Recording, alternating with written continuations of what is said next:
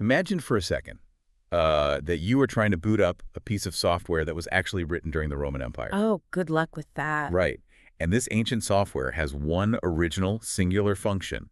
It is programmed to just sit on a silk pillow, provide absolute companionship to a human, and flawlessly read their emotional state. Which sounds incredibly peaceful. It does. But now I want you to imagine trying to boot up that exact same ancient software in the middle of a noisy modern living room. You've got, you know, delivery drivers ringing the doorbell, vacuums running, phones buzzing. Right. The friction between that ancient biological programming and our modern environment is, well, it's profound. Yeah. You're taking a creature that's literally hardwired for a very specific, quiet, attuned existence, and you're just dropping them straight into 21st century chaos. Welcome to another deep dive. Today we're looking at a really fascinating stack of sources. We've got notes, behavioral research, and breeder transcripts, all detailing the puppyhood of the Maltese. It's a really unique data set. It is. Our mission today is to look at how this 2,000-year-old blueprint, a dog, bred exclusively for human companionship, actually develops into a confident individual dog. Like, how does history become a living, breathing companion just sitting on your couch? Okay, let's unpack this. Well, setting the foundation for that development really requires us to look at how confidence is built on a neurological level. Right. Confident adult Maltese do not just emerge from one dramatic cinematic training breakthrough. Like, there's no montage. Right, no training montage with 80s rock music. Exactly. Yeah. They are the cumulative result of hundreds of incredibly ordinary, positive microinteractions. And those moments must be repeated consistently during their earliest developmental stages. And whether you're currently raising a puppy, or maybe you're considering getting a dog, or if you're just endlessly fascinated by how environment shapes genetics, this is honestly a masterclass in behavioral psychology. It really is. Because before we can even talk about the puppy in your house, the sources emphasize that we have to look at where the puppy starts. The environment from day one completely dictates their emotional trajectory. Yeah. A responsible breeder really sets the biological and psychological stage. Based on the transcripts, a massive part of that foundation is physiological health testing. Right, like the structural stuff. Exactly. They are actively screening for breed-specific issues like patellar luxation. Which we saw a lot in the previous material. Right, and the mechanism there is fascinating. It's a condition where the groove in the femur is just too shallow, allowing the kneecap to literally pop out of place. Ouch. That sounds awful. It is, and it's highly prevalent in toy breeds because their skeletal structures have been miniaturized over centuries. But beyond ensuring physical structural integrity, these breeders are architecting the puppy's first psychological environment. Meaning they aren't just locking them away somewhere. No, not at all. They raise litters right in the center of a home.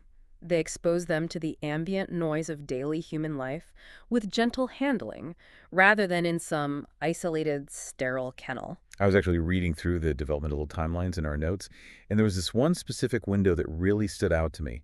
Most dogs go home at, 8 weeks? Yeah, 8 weeks is standard. But for a Maltese puppy, the sources insist the ideal sweet spot for them to stay with their mother and littermates is 10 to 12 weeks. Why is that extra month so critical for this specific breed? It really comes down to a combination of physical fragility and emotional maturation. I mean, at 8 weeks old, a Maltese puppy might barely weigh 2 pounds. 2 pounds, wow. Yeah, they're tiny. Their blood sugar regulation is still stabilizing, and their physical structure is just profoundly delicate. But psychologically, weeks 8 through 12 are when the most critical social calibration occurs. So pulling them away at 8 weeks is basically like pulling a cake out of the oven halfway through baking. The physical structure hasn't set, it's way too fragile, and they completely miss out on that crucial social baking time with their siblings. If we connect this to the bigger picture, that social baking is exactly where they learn the mechanics of bite inhibition and emotional regulation. How does that actually look in the litter? Well, when a 10-week-old puppy bites its sibling too hard during play, the sibling lets out a sharp yelp and completely stops playing. Oh, so the fun just ends. Instantly. And that immediate withdrawal of attention teaches the puppy the limits of its own jaw strength. It teaches them how to modulate their arousal levels. If you remove them from the litter before they learn that You're language, just inheriting the problem. exactly, you are handing an emotional regulation deficit directly to the new owner. And since this breed's entire historical identity centers on emotional security, starting with a puppy that displays baseline confidence gives you a massive developmental head start. And the materials note that when you are actually looking at a litter, trying to choose your puppy, sex matters far less than individual temperament. Oh, 100%. The goal isn't to find the absolute boldest, most dominant dog. You want one with moderate confidence and a very specific trait, which is a quick recovery time. Right. Recovery is everything. So you want the puppy that, say, might startle when a set of keys drops on the floor, but then immediately walks over to investigate it, rather than the one that just retreats under a chair and stays there shaking. That recovery time is the ultimate indicator of a resilient nervous system, because a startled reaction is just a reflex, right? But the recovery shows how quickly their brain processes novelty and categorizes it as safe. So getting that resilient puppy from a careful breeder is step one. But the real psychological test begins the exact moment you bring them home. You close the front door and boom, you trigger that 2,000-year-old genetic programming. It's a huge transition. Our sources describe that first night in a new home as a highly volatile emotional event. You really have to view it through the lens of their survival instincts. For their entire existence up to that point, survival has meant physical proximity to the litter and the mother. Right. Suddenly, this tiny creature is in a totally alien environment. They're stripped of the only thermal and emotional comfort they have ever known. So crying on that first night, it isn't manipulation. It is a hardwired distress signal. Which explains the shadow behavior that immediately follows. The sources mention the puppy will likely try to follow you everywhere, just pressing against your ankle. Yeah, Velcro dogs. And some people might view that as severe insecurity. But the notes point out this is the exact trait they were selected for since before the Roman Empire. They are executing their code. They are. They are literally supposed to be physically attached to their human. Building on that, though, the true challenge for the owner becomes building independence without breaking that trust. Because they are so genetically predisposed to attachment, they are at a uniquely high risk for severe separation anxiety. Which is miserable for both the dog and the owner. It really is. That's why the sources strongly advocate for crate training. It utilizes a confined, cozy space to teach the dog how to just exist independently. Okay, wait, I have to push back on this. If this dog was literally bred for centuries to sit on our laps, absorb our emotions, and be deeply attached to us, aren't we fighting their very DNA by crate training them and making them be alone? I totally understand that perspective. But consider what attachment actually means in a biological sense. It's not about fighting their DNA. It is about building security within that attachment. Okay, unpack that for me. Sure, an anxious attachment means the dog feels they will literally die if you leave their sight. A secure attachment means the dog trusts that you will return. Well, that's a crucial difference. Right. So if you rush to physically comfort a toy breed puppy every single time they whimper, you are building an anxious attachment. You inadvertently teach their nervous system that crying is the only mechanism that guarantees contact. Meaning they never figure out how to calm themselves down. Exactly. It completely short-circuits their ability to self-soothe. So instead of making them feel safe, you're accidentally conditioning them to panic, because panic yields a reward. Precisely. The goal is to teach their nervous system that brief periods of isolation are totally neutral. They aren't life-threatening. The most effective tactic detailed in the research is utilizing micro-separations. Just really short intervals. Yeah, putting them in the crate with a high-value chew toy and leaving the room for just 1 or 2 minutes. And crucially, the departures and returns must be entirely low-key, like devoid of emotion. Right. No high-pitched, oh, my poor baby, I'll miss you so much. Just flat, boring, neutral energy. It signals to the dog that your absence is essentially a non-event. Exactly. Keep it boring. Now, once they are learning to self-soothe indoors, they eventually have to face the outside world. Yeah. And I noticed the sources highlight a very specific, very narrow neurological window for this socialization. Yes, the critical socialization window. It occurs roughly between 3 and 14 weeks of age. I was looking at that timeline, and 14 weeks seems incredibly short. Why does that window snap shut so early? It is entirely tied to neuroplasticity. During that specific window, a puppy's brain is rapidly forming synapses. It's categorizing the world. Their neurological default setting is just pure curiosity. Everything is interesting, nothing is scary. Right. But right around 14 weeks, evolutionary biology takes over. Think about it. In the wild, a puppy wandering up to a strange animal or an unfamiliar sound after 14 weeks might be killed. Wow, okay. The stakes are high. So the brain's default setting flips from curiosity to suspicion. If they haven't been positively exposed to a wide variety of people, surfaces, and sounds before that window closes, their brain categorizes all future novelty as a potential threat. But here is the massive psychological trap the sources point out for well-meaning owners. People look at a tiny 3-pound Maltese puppy and think, this creature is way too small and fragile to be out in the world socializing. Yeah, the bubble wrap trap. Right. So they carry them everywhere, or they just don't let them meet anyone. By treating the puppy like a fragile piece of fine china, it actually makes the world more dangerous for them psychologically. By keeping them in bubble wrap, you are basically programming them to be terrified of the wind. Which is a catastrophic error for their emotional development. A lot of owners assume that a fear of strangers or a reactive, barky nature is just a Maltese trait. And it isn't. It absolutely isn't. The behavioral research is emphatic on this. Profound fearfulness is almost always a socialization gap created by the owner. What's fascinating here is the precise balance you have to strike. Between protecting them and socializing them. Yes, you must protect their genuine physical vulnerability without stunting their emotional growth.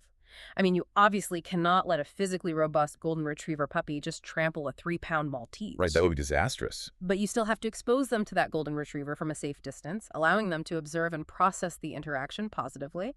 Which is where puppy classes come in, right? Mhm. The sources said they're valuable provided they're strictly size matched. Crucial point. A toy breed needs to wrestle and play with other toy breeds.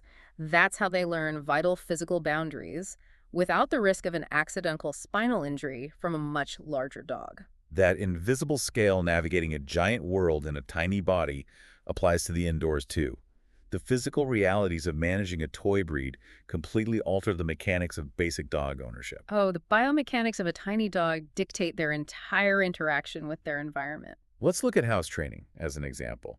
The sources acknowledge it generally takes significantly longer for a Maltese to be fully housebroken. Part of that is pure anatomy. Their bladder capacity is minuscule, requiring really frequent trips. Right, the biological need happens much faster. But there is a secondary behavioral reason for this delay that I found brilliant. Here's where it gets really interesting. Are owners inadvertently slowing down the house training process simply because a tiny dog's accidents are so physically small, they literally don't notice them to correct them in time? The research confirms this is exactly what happens. It's a broken feedback loop. Think about the physical scale. Okay. If a Labrador retriever has an accident on the rug, it is an undeniable, highly visible event.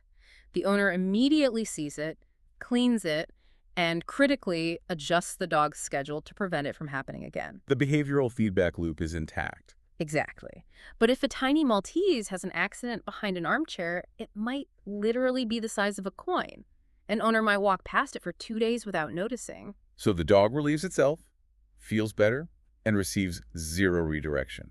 The behavior is silently reinforced. Because the owner misses the physical evidence, they lose the opportunity to adjust the training schedule. It requires a level of hypervigilance that many owners simply aren't prepared for. That mechanical difference extends to leash training, too.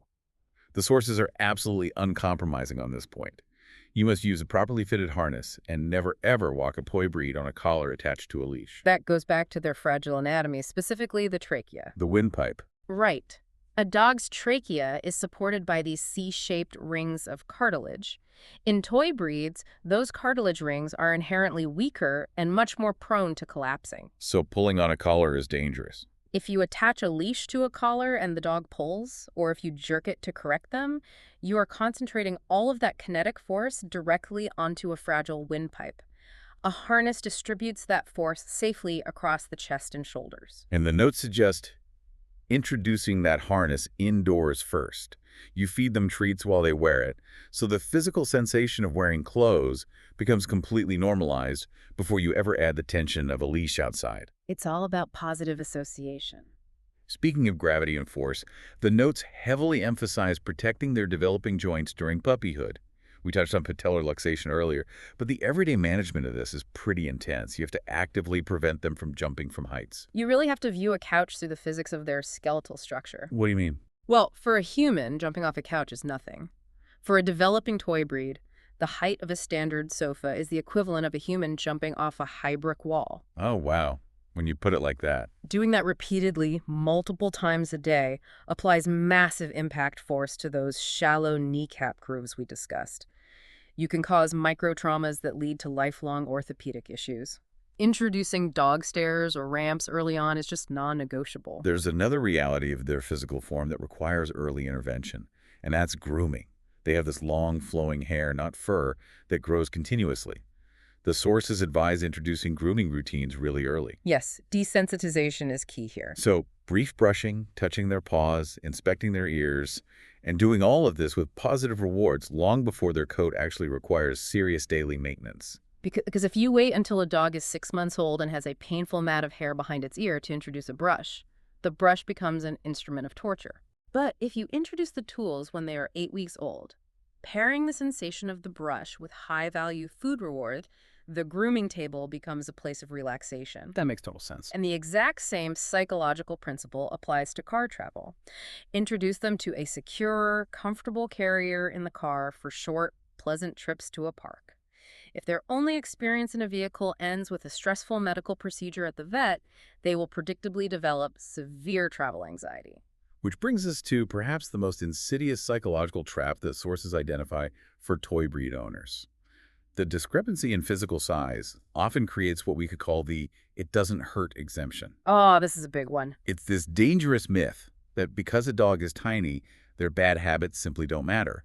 The myth that small dogs don't really need training. It is the single most common cause of behavioral issues in toy breeds, and it usually begins with bite inhibition. Like puppy biting. Yeah. When a large breed puppy bites a human hand, it inflicts real pain, and the human immediately corrects the behavior. When a 3-pound Maltese puppy nips your finger, it barely registers. It feels like a tickle. And honestly, owners often laugh because it looks adorable. But the sources argue that ignoring that nip creates a dog with severe handling sensitivities later in life. You have to address it with the exact same consistent feedback you would use for a large breed, pausing the interaction, freezing, and redirecting their teeth to a chew toy. Absolutely. And this exemption extends to physical exercise, too. There's a pervasive myth that small indoor dogs don't need real walks. But the notes clarify they absolutely require outdoor walks for proper joint development and critical mental stimulation. Right. Staring at the same living room walls degrades their cognitive health. They possess the exact same canine neurological hardware as a working breed. It is simply housed in a smaller chassis. Let me channel the pushback you always hear from small dog owners, though. If a 4-pound dog decides to get a little possessive of a squeaky toy, or if they sit on the back of the couch and bark frantically at the mail carrier, it's annoying, sure, but it's almost comical. They can't hurt anyone. Why does it really matter if they don't have perfect manners? This raises an important question about the fundamental purpose of training. Humans tend to view dog training entirely through the lens of our own convenience and our own safety. Right. Will this dog bite my neighbor? Exactly. But from the dog's perspective, training is about structure, predictability, and safety. Ignoring resource guarding or frantic window barking just because it's comical to us is a profound failure of leadership. It leaves the dog in a state of deep, chronic insecurity. Because without those boundaries, they feel like they have to manage the environment themselves. Exactly that. They are acutely aware of how physically vulnerable they are in a giant, unpredictable world. If you do not provide rules, if you do not step up and manage who comes through the front door, the dog assumes the burden of security. Oh, so they think it's their job. Yes, they feel entirely responsible for keeping themselves and you alive. That frantic barking isn't them being sassy, it is sheer panic. Wow. A well-trained Maltese isn't just a polite convenience for the owner. A well-trained Maltese is a psychologically secure animal. When they understand the rules and trust your leadership, they are finally allowed to relax. That is such a profound shift in perspective. It strips away the whole idea of controlling the dog and reframes it as granting them peace of mind. It changes everything. So, bringing this entire analysis full circle back to that ancient blueprint we started with. Every Maltese throughout history that actually achieved that legendary status of a perfectly attuned, calm companion got there through these exact mechanisms. Through the micro interactions. Right. Building alone time tolerance, leveraging neuroplasticity for thoughtful socialization, and maintaining gentle but firm boundaries. This isn't some modern dog training fad. It is the active continuation of one of the oldest human-dog relationships on record. You are quite literally unlocking the potential of their DNA. You take their deep genetic predisposition for emotional connection and you operationalize it through consistency, patience, and a deep understanding of their physical limitations. So, what does this all mean for you? Understanding these specific developmental steps gives you way more than just a guide for raising a toy breed. It provides a universal blueprint for fostering confidence in any creature. It really proves that trust isn't given.